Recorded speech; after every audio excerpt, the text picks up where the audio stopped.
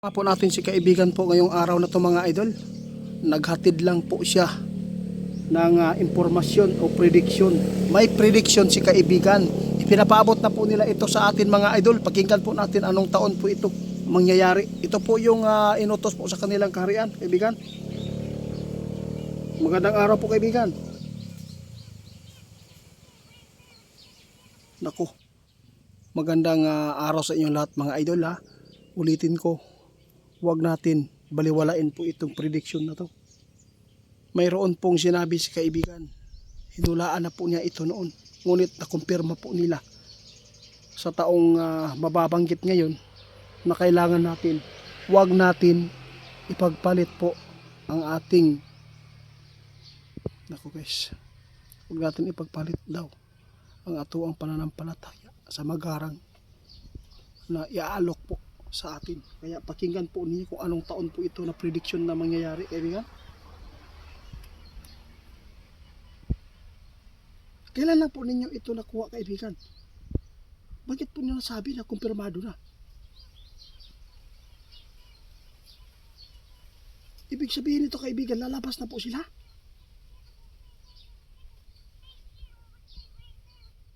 Guys, nakakalungkot man ito. Sinabi ng ating kaibigan sa 2027 mga idol, maging matatag tayong lahat, mag-ingat tayo kahit ano pa ang pagsubok na dumating sa buhay natin. Huwag natin ipagpalit po sa material na bagay, lalo na ang ating kaluluwa ay mapahamak. Sa totoo lang mga idol, mahirap man ang buhay dito, sabi ng ating kaibigan, pero huwag talaga natin ipagpalit sa magarang na iaalok sa atin. Dahil po, isa po dito ngayon ang gagamitin po ng mga taong ito. Alam po niyo guys, naalala po ba ninyo mga idol, yung ipinapaabot sa atin tungkol po kay Epstein? Epstein po ba yun? Itatanong po natin kay kaibigan. Kaibigan? Kaibigan. Tungkol po ito kay Epstein. Ano po ba ang taong ito? Bakit po si Trump at yung Elon Musk at yung iba ay pati sila lumuhod po sa kay Epstein? Na guys, ito ang nakaakilabot. Ngayon po, may sinabi si kaibigan na tao, si Epstein daw, Epstein. Sino po ba si Epstein? Bakit po si Trump ay nagrespeto sa kanya? Parang mas taas pa ang paningin ni Trump doon kaysa kanyang sarili. Mas taas ang kanyang paningin doon sa taong to. Ano po ba ang meron sa kanya, kaibigan?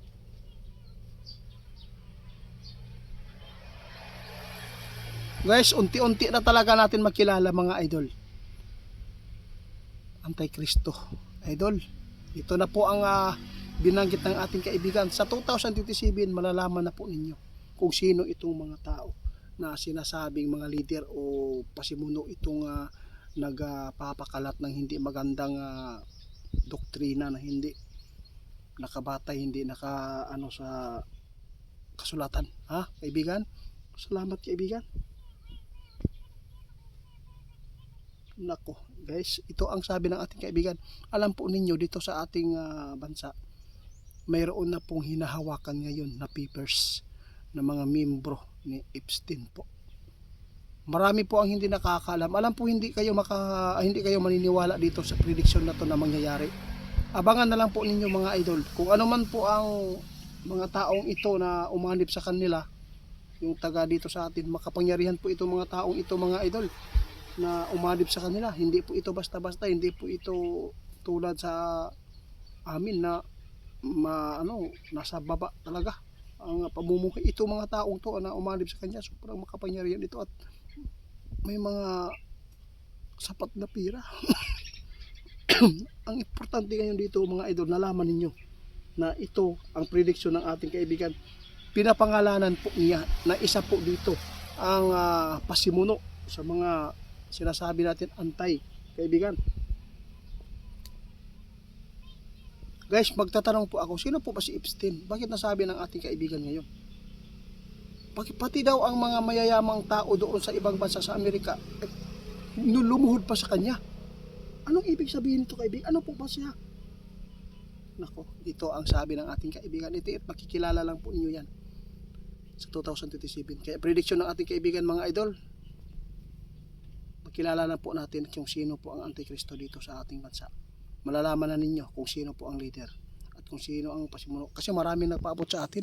Doon daw sa saan po ba yung lugar na binanggit nila sa atin na doon po daw nakatira yung leader. Hindi nila alam na nandun lang sa ano.